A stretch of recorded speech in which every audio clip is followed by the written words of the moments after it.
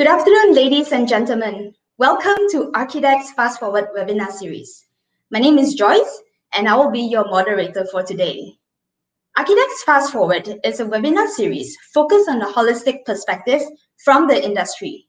Each session brings together collaboration from the industry with renowned architectural and building professionals, sharing their experiences from various perspectives, including industry, business, and education to address current key issues and topics. In today's webinar, Team Big Data and 5G in Architecture. Big data and 5G has been one of the most talked about topics in recent times.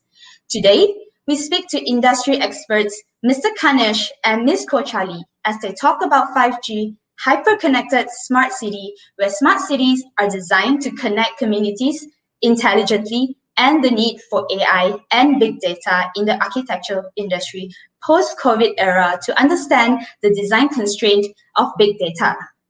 With that, let me introduce the first speaker for today, Mr. Kaneshwaran Govindasamy. Mr. Kanesh was an apprentice to Professor Tariq Abdul Rahman in wireless microwave 28 GHz research and development in 1998 till 2000. A panel speaker for Industry 4.0 and Digitalization Conference 2017, organized by Malaysia Institute of Management, MIM. University Technology Malaysia Young Engineers Symposium 2019 on 5G, Revolution and International Project Management Day, organized by PM Learning on impact of 5G in project management. He's also a guest speaker to University of Wollongong, KDU on 5G wireless technology and Global Drone Conference 2020 on 5G, drones, and the needs of integrated platform. I would now like to pass the time to Mr. Kanesh. A very good afternoon to the audience. I thank you for inviting me to present the big data and 5G in architecture. So what is all about 5G? 5G is all about high speed, low latency, real-time experience. Today in Malaysia, we haven't anticipated 5G yet, but countries like in US, UK, South Korea, and China, they are far ahead in terms of the number of subscribers that are reaching more than 10 million for each of these countries. So the industry seems to be trying to identify the key real world use cases that will attract consumers. For example, Ericsson Consumer and Industry Lab looked into the use cases involving consumers being asked if they would willing to pay as well as whom they think their use case will go mainstream. The end result is a consumer roadmap to 31 different applications and use cases spread across 6 use case categories. Number 1, entertainment. Number 2, enhanced mobile broadband. Number 3, gaming and VR and AR applications. Number 4, smart home and fixed wireless access. Number 5, automotive. And number 6, shopping and immersive communications. So smartphone users predict that most applications and services will go mainstream within 2 to 3 years of 5G's launch. An average of 67% of all smartphone users were willing to pay for relevant apps and services that they were interested in. Now, home, wireless broadband, and premium smartphone experiences that allow content to be downloaded in seconds are expected to go mainstream within 1 year of 5G launch and draw high interest of willingness to pay from consumers. The idea of moving away from traditional cable TV, opting for high definition TV, moving to what we call as a 5G bundle services, right? So with 5G home wireless broadband is most sought by 74% of users in survey globally, particularly in US, UK, and China and South Korea. Like other demanding 5G hotspot locations include airports, shopping streets, and office spaces. Now let's look into the 5G cloud gaming, because cloud gaming is something that is getting popular nowadays. Cloud game streaming services are expected by consumers to go mainstream within 1 to 2 years. of 5G launch. Let's look on the automotive. Automotive, it takes a bit longer time to be deployed, around about 3 to 5 years in terms of mainstream adoption. Autonomous driving might take even longer to be adopted due to the complexity of human interactions. But let's see about the other countries. For example, Chinese consumers would select a 5G smart home. Korean consumers would opt for shopping in VR with tactile feedback, and Saudi Arabian consumers would prefer to pay for immersive entertainment experience like Diorama Stadium AR experience. So this is an overall picture to show what are the different type of use cases that is available for consumer markets. But what you see on this screen is about a smart city where everything is connected via 5G. It's like an electricity availability. Everywhere, whenever that you want to do your activities in the city, you have wearable devices. You have drones to deliver package parcels, and there's so many of IoT sensors devices are being deployed. For example, in wastage bins, etc. Now moving on to the next slide here. Here we are giving a clear picture, for example, in smart city, how 5G can able to be deployed, like in public networks or fixed wireless access, or in factories, smart transportations, right? Extreme broadband, indoor stadium experiences. So applications for private networks based on the 5G system are in the area of high performance requirements, in the so-called industrial IoT. Example, in production plants, logistics centers, mines or seaports. Another place for this type of solution is mission critical systems like public safety or railway stations, where transmission reliability and safety are of high importance. Yet another area is the implementation of the 5G network in public local hotspots, such as airports, university campuses, hospitals, stadiums, where the local mobile network sponsored by the facility can be realized faster than the implementation of the public networks by national operators, like the mobile networks in Malaysia, like Maxis, Telkom, Digi. So what is the worth mentioning here is the concept called of neutral host networks. One option of this solution is the infrastructure or license to use the frequency band belongs by the facilities owner, like stadium operators, or the factory operators, or the smart transportation operators. While telecom operators provide the services to their clients using not the infrastructure. This is possible. This is a special kind of a network sharing where the infrastructure provider have an open access basis to all operators to improve coverage and capacity indoors and hotspots. The business model of such implementation comes down to the question of the infrastructure and spectrum resources, the regulatory bodies, whether they're able to agree to provide the private networks. The other area I would like to stress is the fixed wireless access enable network operators to deliver ultra high speed broadband to suburban and rural areas, featuring new radio functionality, the NR, 5G, and the millimeter wave. Right, millimeter wave is some sort of a high frequency which gives a very high download of capacity or speed and high big data rate, and that provides a competitive alternative to fixed line cable and fibers across the market. So this provides the means by which suburban and rural consumers can receive the bandwidth required to support on a high definition streaming services and high speed internet access. Now moving on to the next slide, what we see here is the intelligent visual systems, right? So visual intelligent platform covers surveillance cameras, dashboard cameras, and video conferencing devices with applications like object classification, segmentation, license plate recognition, face recognition, body detection, and people counting. The result is a greater efficiency and a more computing power that is designed to enable AI inferencing at the network edge, keeping the workloads on the device, right? To be more powerful at the devices itself with the cloud computing, and that actually gives some sort of privacy.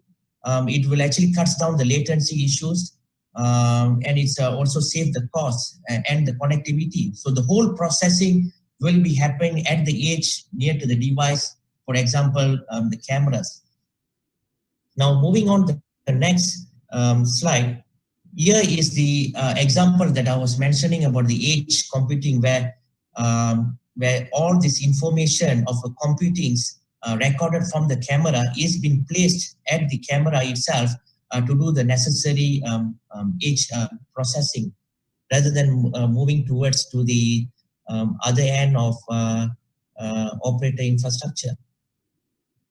The other area is like, okay, now you see it's an autonomous car here. You know, the automotive cockpit platform features an integrated heterogeneous computing, high performance AI capabilities and scalability with a unified software framework. It supports high levels of computing and intelligence needed for advanced capabilities in next generation vehicles, including highly intuitive AI experiences for in-car virtual assistants, natural interactions between the vehicle and driver, right?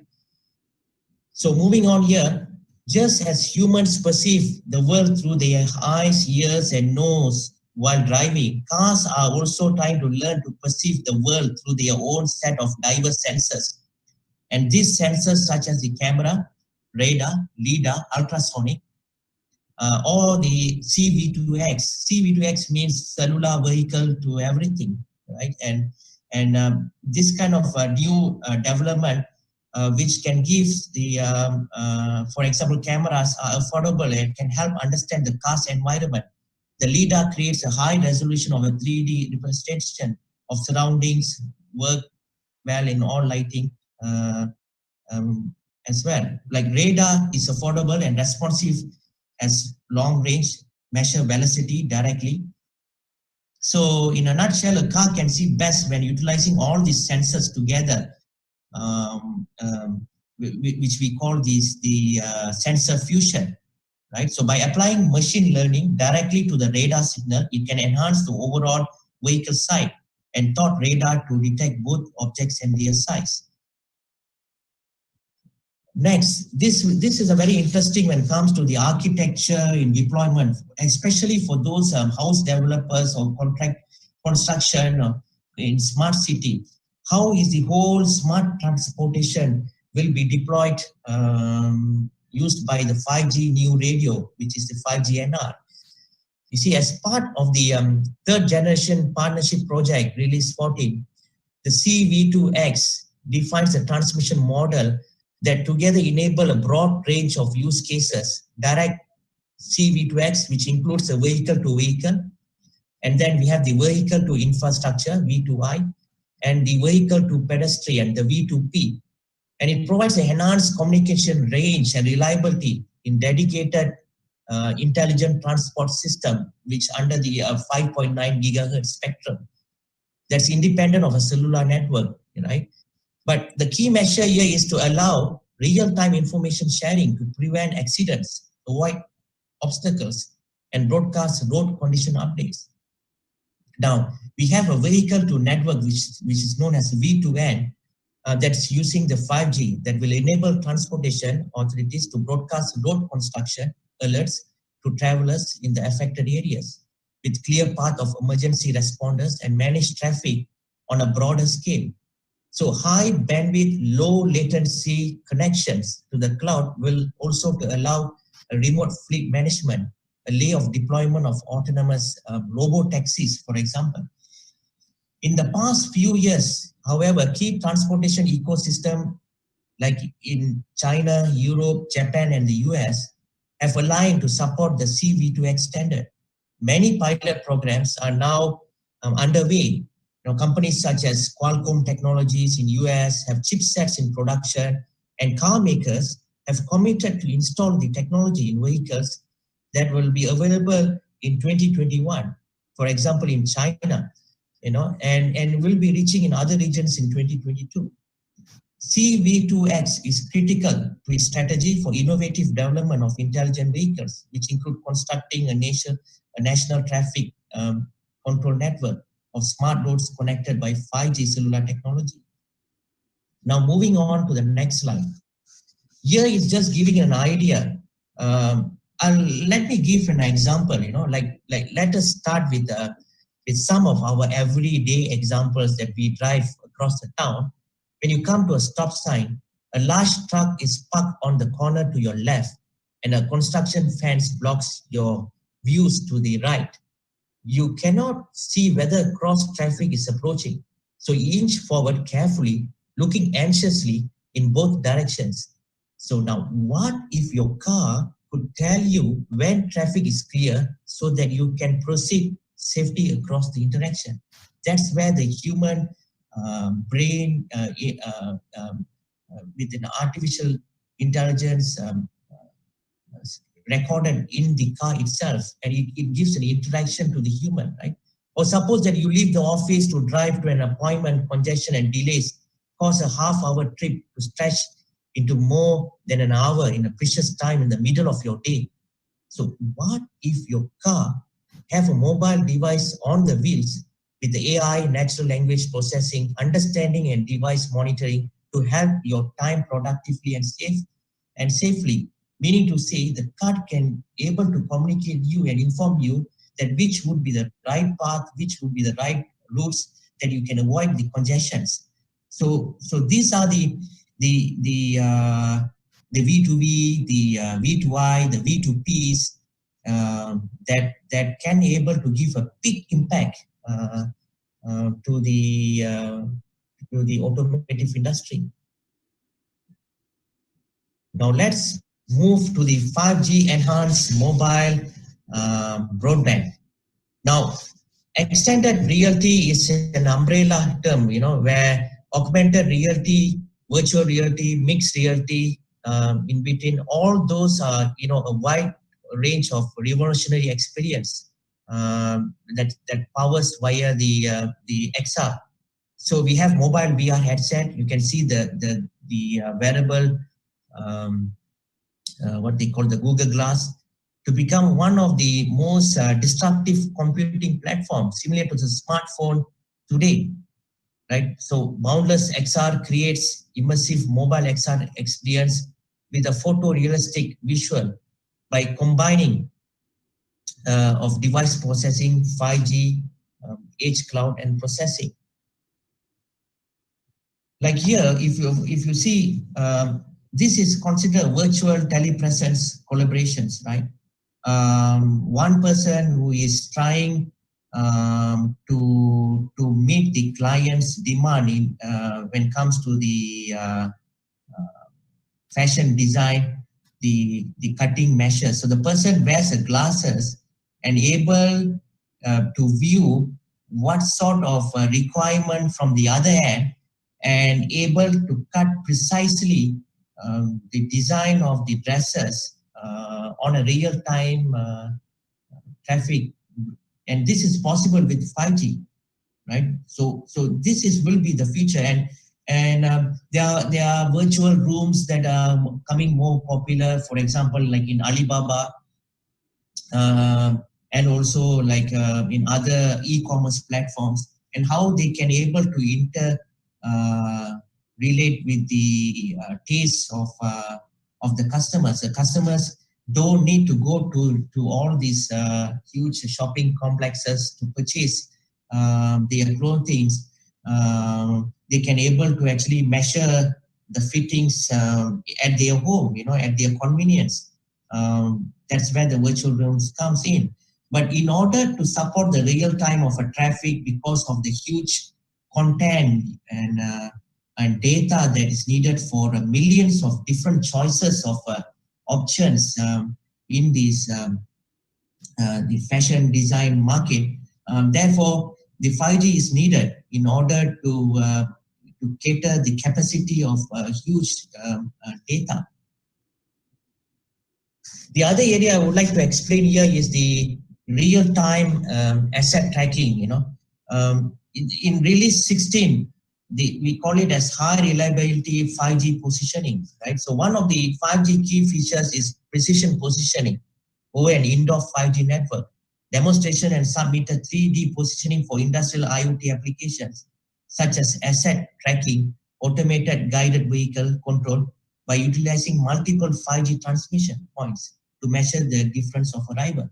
So it's all about precision positioning of, for example, different robotics in a smart manufacturing sector, or different vehicles, or different movable in factories that needs a real-time traffic control, and that we can't able to jeopardize or compromise in terms of the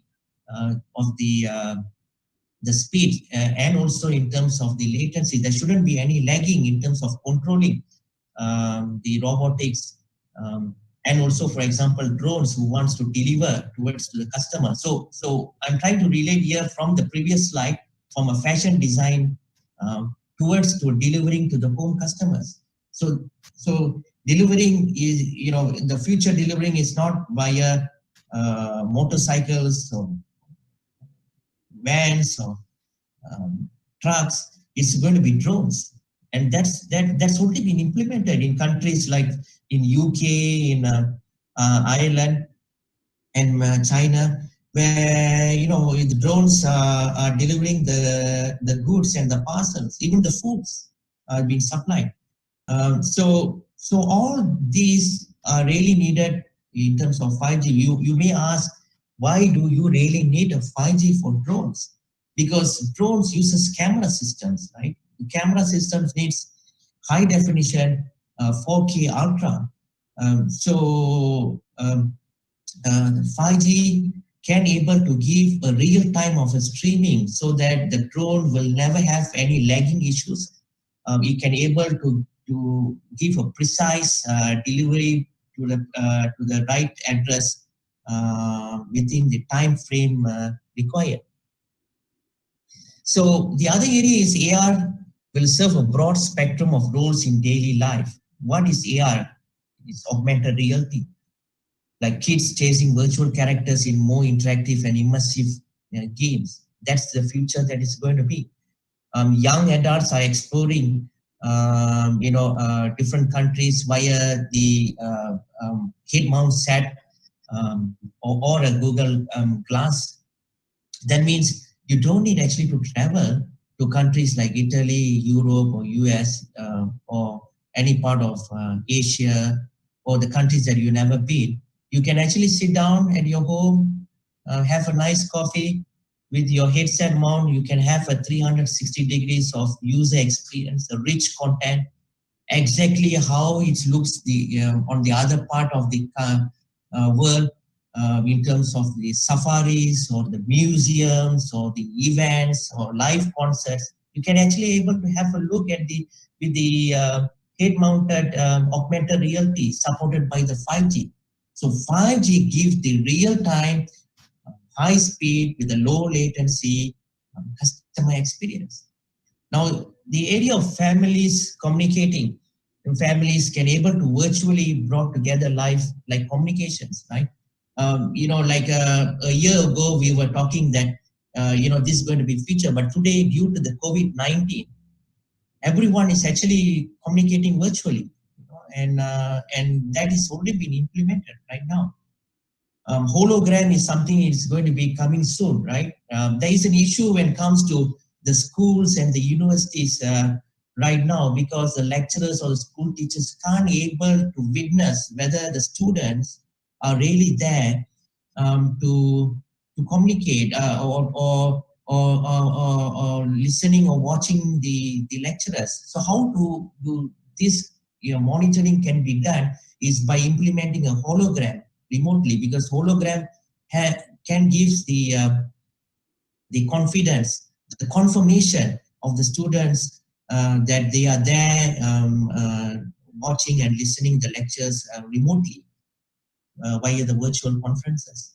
The other area is the architects, right? When it comes to collaborating on a shared design. So especially for the program on this architecture design, right, where most of the architects can able to see a 360 degrees of their design using hologram, for example, and they can able to communicate to their clients or to their partners or to their developers wherever they are in the globally using a virtual conferences or even the wearables like the Google Glass or AR headsets, right? So overall, we can see that there's huge potential applications that can be applied to the various industries. Here it gives overall automotive video streaming. It gives a crowded event sharing. Like for example, a spectator of in an audience in a stadium or a spectator from home can able to experience the goalkeeper or the player who strikes the ball, or because there's a camera that has been fixed on the shirt of each of the player, where the audience can able to experience how it looks like or feels like to strike a ball on the field with the whole crowd surrounded, right? So it gives us some sort of excitement towards to the audience. Let's move to the next slide. So here it gives an overall view, of how from LTE moving towards the 5G mobile expansion. Now, when we look at now with 5G, when it comes to the dense area, particularly in smart cities, where we are talking about billions of devices will be rolled out.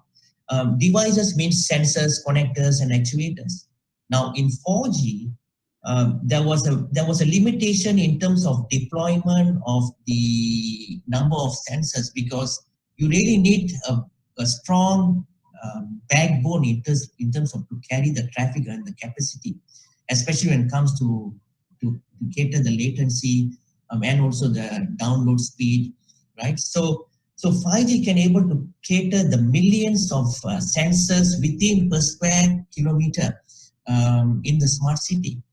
The other strong functionality in 5G is considered as the MIMO functionality, the multiple in and multiple output, where antennas that we call it the small cell antennas or the 5G antennas are totally different than the 4G antennas that is being deployed in the rooftops of the buildings or the shop lots and all that. They can actually cater to huge data traffic for either a particular client or a group of customers within 10 meters or 50 meters or 100 meters, specify to the requirements of the customers, right? If this customer wants, for example, a 20 gigabits data on a daily basis, yes, it can be done, because the antenna can able to cater a specific element for huge data traffic towards a single user or a multiple user or hundreds of users. That's possible with 5G. So now this picture shows the mobile operators with the 5G network slicing capabilities can able to provide the necessary functionalities, coverage, capacity, content for the specific requirement of different consumers, whether it's a mobile phone consumers or a smart manufacturing consumers or a smart city consumer or a stadium operator consumers or 5G factory consumers. We can go on, for different industries. And also it gives some sort of a good content reach and user experience overall to all the consumers.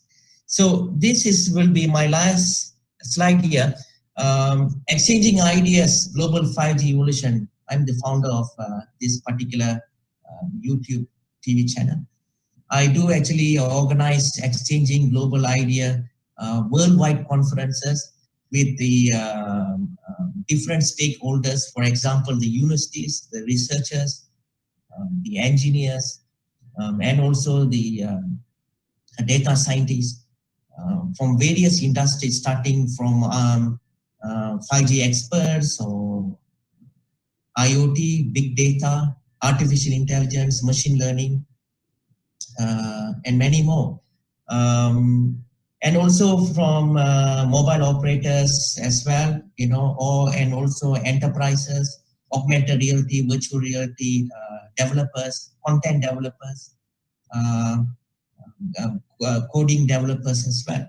So it's a monthly kind of event to get interact and find the new innovations and share this information to all the younger generation, especially the younger students, in order for them to understand, overall how this whole technology of 5G works. And I do have a huge playlist where any of the users can able to access the latest developments from the various industries. So please do subscribe my YouTube channel, and you will gain a lot of information. It's for free for everyone. Therefore, you can able to access a greater size of 5G. And yes, this is my QR code. You can able to scan in order to directly subscribe for free of my channel. So I thank you. I thank Architects, thank you CIS Network to give me an opportunity to present the 5G technology towards to the whole audience. Thank you so much. Really appreciate it. All right, thank you so much, Mr. Kanesh. What an insight. To those joining us at this session, please feel free to ask any questions in the comment section and we'll answer it during the Q&A later. Now, let's move on to our next speaker, Ms. Ko Charlie. All right, Ms. Charlie is the founder and CEO of Urban Metrics in Berhad, a data company that cleans and analyzes large amount of city data through its proprietary algorithms. She's trained in city planning at Massachusetts Institute of Technology, MIT, Cambridge, USA.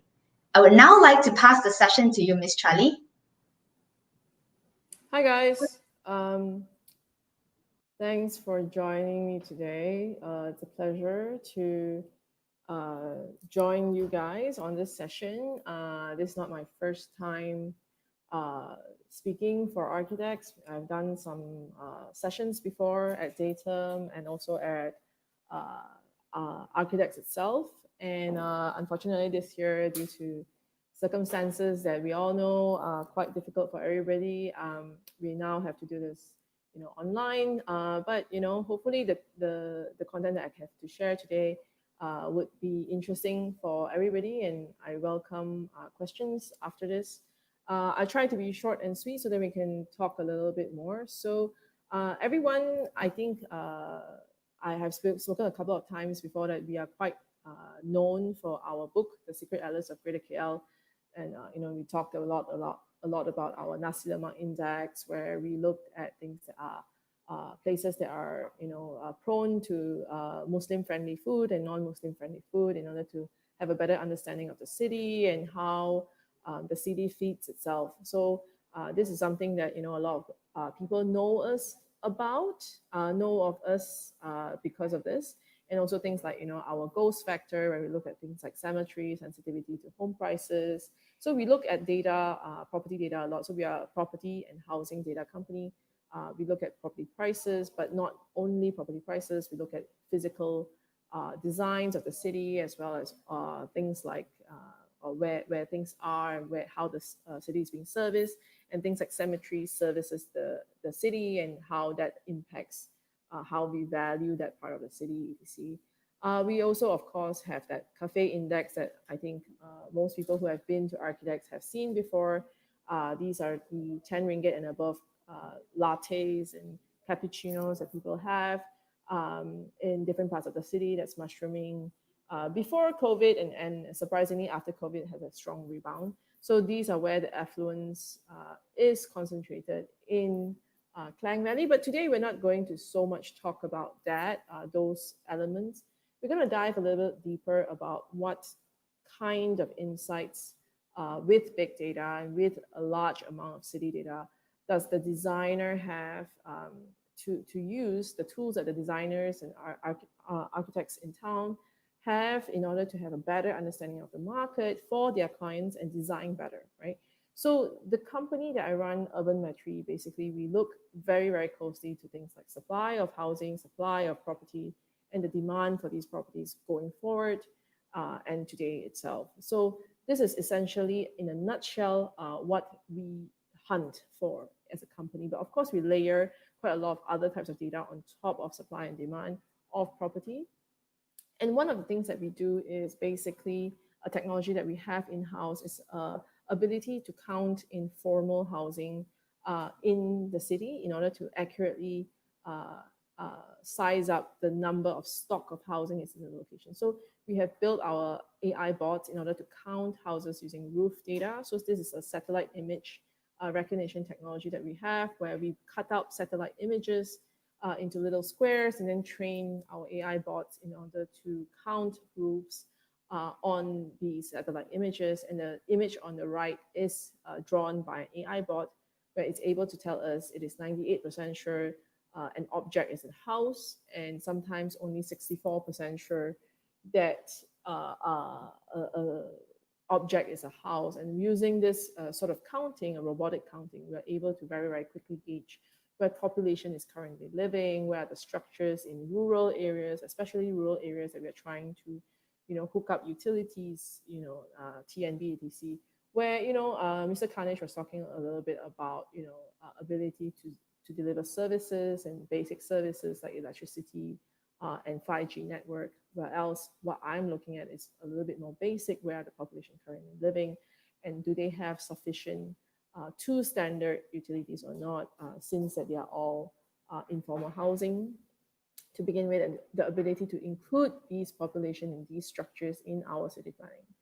So one of the, because we're so obsessed about city data, using that kind of AI technology, we're able to count informal housing. So these are all the dots. You can see the orange dots on the left of the screen, where we can actually count the informal housing that is not in government records that's sprouting out. But we can also look at topography. So a lot of times when designers are looking at a piece of site, they look at Google Earth, or they look at satellite images, and it's very flat, right? So you have a difficult idea on how can I get the topography in a desktop study in order for you to do preliminary designs. And basically, we have the technology to be able to do this remotely using whatever desktop technologies that we have developed in-house in order to give you an idea about the topography of the location. So then when you're planning utilities, or even if you're doing a design of certain structures, you're able to take into account topography as well. Of course, we also have land uses, what kind of land use is in different locations, in order for you to have understanding on what kind of land restrictions are there, what kind of population is being serviced, what kind of services is available to the local population. So we are able to do all this sort of data gathering remotely and very quickly. So then you have an idea on how to design for this community in this location. So just an example on how the topography analysis would look like. So you can see the different gradients of the topography, some satellite image that looks quite flat. We're able to sort of put out the topography so that you have an idea on what kind of constraints that you're looking at as an architect. We can also pull out things like flood risk. Where is the land on peat land? Is there landslide risk in these locations? So you can have an idea also to design for these kind of elements in that location as well. So these are the things that we can offer the data to designers on a remote basis. Of course, sometimes when we look at maps, etc., designers don't think of them quite dynamically. So we can actually help you give it a dynamic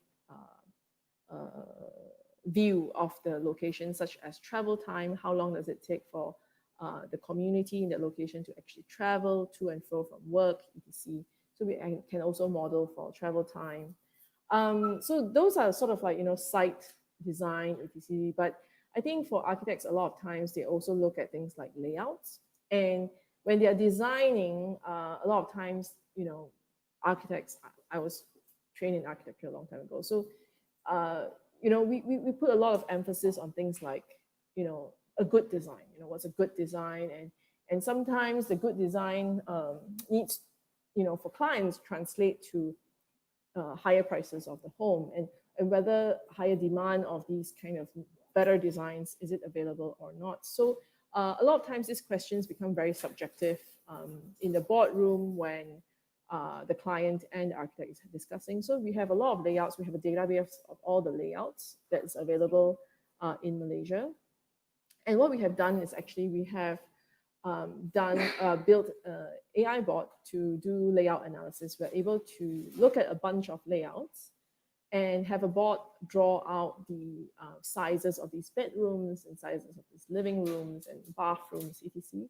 And what we use this information for is to basically plot out certain elements that affect sales of the property, right? So we're able to see, like, does the multiple parameters of that building and the kind of designs that's being factored in, does it affect sales or not? So here we test it for tenure. Here is, does sales improve when we design in dual key elements, where a lot of clients will come and say, oh, I want a dual key building, but does it really impact, is this like really a game changer to his sales and his financial ability? So we can test all those things out. And for designers, definitely, arguments such as, do you need a bigger master bedroom, or do you need higher number of rooms in this location? And using the layouts that I've shown you using our AI bot, we're able to measure a large number of layouts that's available in the market and stress test and basically put it to the test in numbers and see if these designs actually translate to value for your client or not. So we do a lot of this kind of stress testing. So, just to give you a flavor on what we can use big data for, things like AI, you're able to actually draw things very quickly, replace a lot of sort of manual work that's required in order to prove stress test certain numbers or assumptions that's being put out there. So basically, this is what we have done for, we feel like some of the technologies that architects could use for in this world of big data and AI, basically things like, remote data gathering, as well as stress testing some of the assumptions to save actually architects a lot of time when clients are going back and forth in design briefs.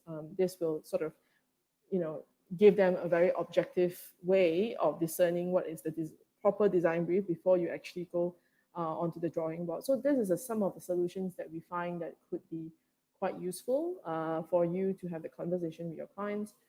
So that's what we have today. Joyce, I'm going to pass it back to you. All right. Thank you so much, Ms. Charlie, on your insights of understanding design constraint with big data and AI. Now, let's move on to our Q&A session. However, regretfully, Mr. Kanesh is unable to join us as he has an emergency. But if you do have any questions that you'd like to ask Mr. Kanesh, please do drop it in the comment section. Well, for you, Ms. Charlie, we know that big data is a powerful tool for every industry, and now even more so in playing an important role to mobilize collective intelligence to craft and design for future neighborhoods. So in your opinion, how should architects and designers start, and what are the questions city planners should ask in order to seek the answers that help provide for the data science? Over to you, Ms. Charlie. So I think a lot of times, architecture is seen as an art, right? An art form. So a lot of the discussions, especially as a commission work with a client, has to do around with the subjective taste of the client or the architect, right? And it's very architect dependent. And I think we're trying to sort of objectify that conversation with information, with data, right? So then the discussion have a basis other than that is supporting certain subjective assumptions, right? So this helps a lot with efficiency of design. So I'm sure a lot of architects understand that, the design process is often very long, primarily because the client hasn't really landed uh, on a design brief. And I think that is really the problem that we often see, right? So um, that's what we land on. All right, thank you so much. We do have another questions from the floor, which is we have heard that the multiplier effect of data and people equals magic. But what do we know about quantity versus quality in big data for urban planners? Yeah. Okay, that's a very good question. So, Urban Metry specializes in cleaning data. Actually, obtaining data is actually not a very difficult endeavor because there's quite a lot of data that's out there with the world of the internet, etc., etc. So, when you have that amount of data, um, the challenge is actually not getting the data. The challenge is actually making sure the data has integrity. So how do you ensure that the data has integrity and whatever inputs that you're using for your machine learning or AI, etc., is robust enough to give you a confident result? I think that is a very big challenge, and a lot of people don't understand how difficult that is. So we have spent 4 to 5 years building technology, layers and layers of technology just to ensure the integrity of the data. It's not something you can just buy off the shelf. And anybody who tells you that they spend very little time in cleaning is it's un- it's very difficult. I think like the amount of information out there that needs attention in terms of deciphering is actually quite immense. So you're rightly saying that, the quality really trumps the quantity. But that said, um, quantity also helps you triangulate. So, for example, you don't really need very detailed information. Track the person. Where did he live? Where does he go to work? Where does he have 4 girlfriends? You don't really need all that information, right? Because it's very detailed. You can actually compensate it with a lot of information, but in a very blurry way. So this person moves around to a certain extent, but you don't know when exactly, to where exactly. So the exactness of the information can be compensated by quality, but wrong information cannot be compensated.